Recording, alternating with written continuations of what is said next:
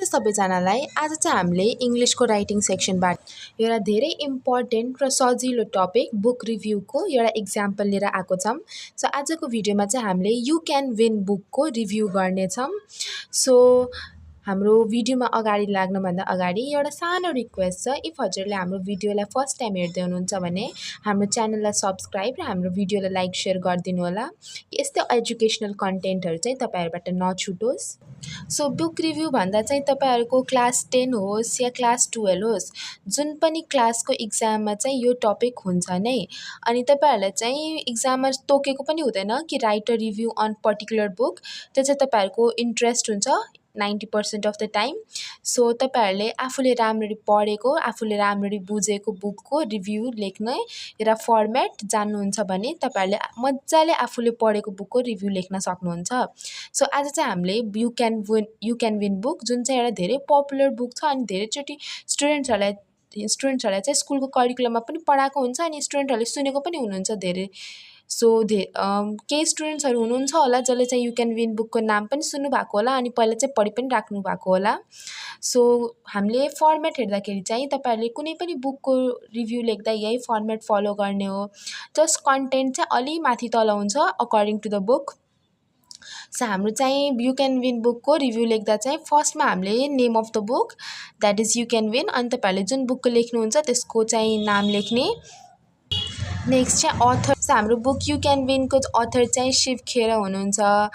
अनि तपाईँहरूले चाहिँ जुन बुक पढ्नु भइरहेछ उहाँ त्यो बुकको अथरको नाम, त्यसपछि ओरिजिनली पब्लिस्ड, यो बुक कहिले पब्लिस भएको थियो त।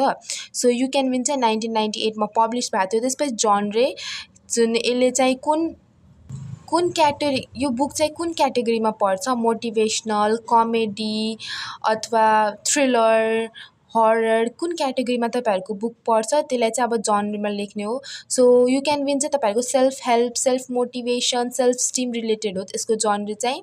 त्यसै गरी ल्याङ्ग्वेज भन्दा चाहिँ इङ्ग्लिस, अनि क्यारेक्टर्स भन्नुभयो।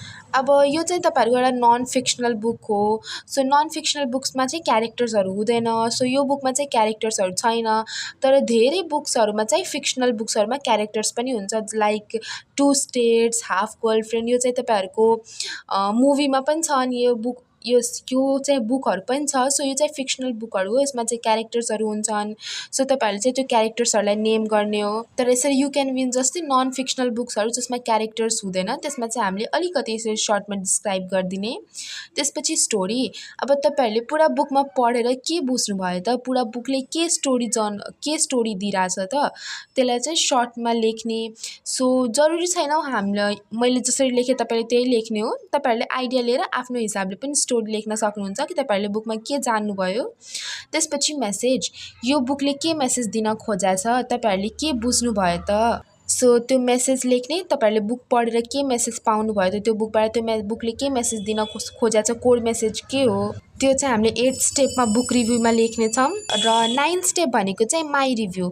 अब मैले यो बुक पढेर मैले के बुझेँ त, मैले कसरी त्यो बुकमा दिएको कन्टेन्टलाई पर्सिभ गरेँ, मलाई पढेन, मलाई बुकमा केही एरर देख्यो, बुक सिम्पल अनि क्लियर छ कि छैन, कुन एज क्याटेगोरीको लागि छ, रियल लाइफमा इम्प्लिमेन्ट हुन सकिन्छ कि सकिँदैन, कि कुनै फिक्सनल हो, के कसरी मैले बुझेँ, मैले के रिभ्यू दिन चाहन्छु, त्यो चाहिँ यहाँ हामीले 9 स्टेपमा लेख्ने। अनि लास्ट स्टेप चाहिँ 10th चाहिँ तपाईँहरूले रेटिङ दिनुहुन्छ। सो मैले चाहिँ यु क्यान विन बुकलाई 4.5 आउट अफ 5 रेटिङ दिएछु, 5 स्टार्स दिएछु।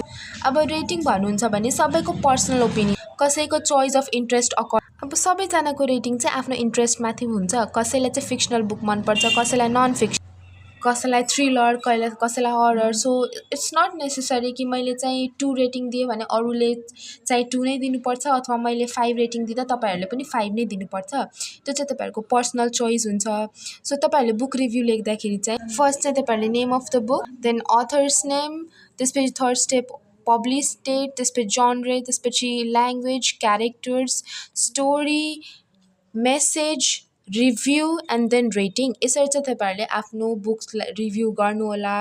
अनि इक्जाममा बुक रिभ्यू आउँदाखेरि चाहिँ यो चाहिँ तपाईँहरूको क्लास 10को इक्जाम, क्लास 12को इक्जाम अथवा कुनै कम्पिटिटिभ इक्जाम, धेरै जस्तो कम्पिटिटिभ इक्जाम्सहरूको गभर्मेन्ट इक्जाम्सहरूको पनि तपाईँहरूले करिकुलममा हेर्नुहुन्छ भने बुक रिभ्यू कुनै कुनैमा छ। सो तपाईँहरूले चाहिँ त्यसको लागि चाहिँ आफ्नो इन्ट्रेस्ट अकर्डिङ जुन जनरमा तपाईँहरूलाई इन्ट्रेस्ट छ त्यो जनरतिरको तपाईँहरूले बुक पढ्नु होला। अनि त्यसपछि एउटा रिभ्यू आफूले प्रिपेयर गरेर तपाईँहरूले यही फर्मेटमा लेख्नु होला। बुक रिभ्यू लेख्न चाहिँ कुनैको गाह्रो छैन, जस्ट मान्छेहरूले प्याटर्न नजानेको हुन्छन्, सो त्यसमा चाहिँ अलि अप्ठ्यारो हुन्छ। Otherwise book review is a very easy topic to gain marks. अनि आशा गर्छौँ कि आजको भिडियोले तपाईँहरूलाई केही हेल्प पुर्याएको होला। Thank you everyone.